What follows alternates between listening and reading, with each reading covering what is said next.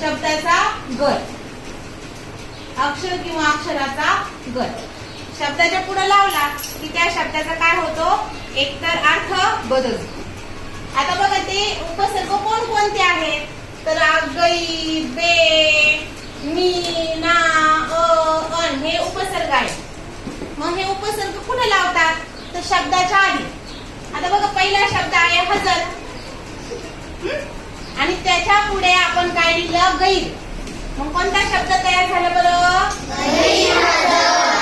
आणि हजर म्हणजे उपस्थित राहणारा आणि गैरहजर म्हणजे जो उपस्थित नाही तो.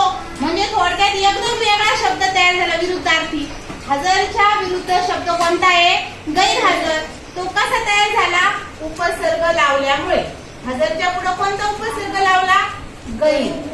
मग पुढे जे लावतो त्याला काय म्हणतो आपण, उपसर्ग असं म्हणतो. पुढे जबाबदार म्हणजे काय, जो जबाबदारी घेतो तो.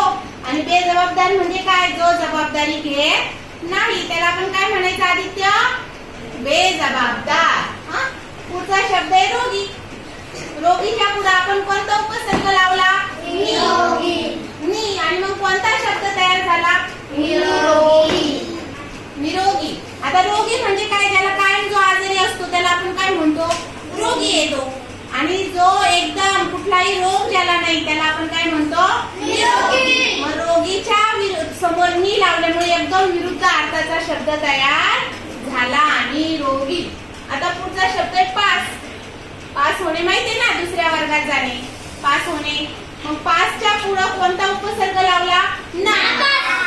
नापास लावला का, फक्त ना लावला. काय लावला, ना. पासच्या पुढे फक्त काय लावला, ना. म्हणजे एकच अक्षर लावलं, कोणतं, ना. पास तसाच होता, त्याच्या पुढे कोणतं अक्षर लावलं, ना. मग कोणता शब्द तयार झाला, नापास. पण पासच्या विरुद्ध शब्द तयार झाला. पास म्हणजे पास होणे, पात्र होणे. नापास म्हणजे अनुत्तीर्ण होणे किंवा नापास होणे. ती गोष्ट त्याला जमणार नाही, त्याला जमली नाही तर आपण म्हणतो तो त्यात नापास झाला. कळलं ना. आता पुढचं आहे शक्य. शक्यचा पुढे कोणता उपसर्ग लावायचा आहे आपल्याला, तर लिहूया आपण, अशक्य.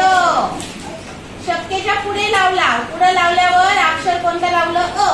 त्याला काय म्हणायचं, अशक्य. मग आता शक्य म्हणजे करू शकणे, अशक्य म्हणजे करू न शकणे. ती गोष्ट घडणारच नाही असं जेव्हा असेल तेव्हा त्याला काय म्हणतात, अशक्य. आता अपेक्षित. अपेक्षितच्या पुढे कोणता उपसर्ग लावला, अन. अन हा उपसर्ग लावला. अनपेक्षित. कोणता शब्द तयार झाला, अनपेक्षित. अपेक्षित म्हणजे काय, आम्हाला माहित होतं असंच घडणार आहे, मला तीच अपेक्षा होती. परंतु अन लावल्यावर काय झालं की त्यातला एक शब्द बघा, अ, तो त्यात ऍड होऊन गेला. अनपेक्षित असा शब्द तयार झाला.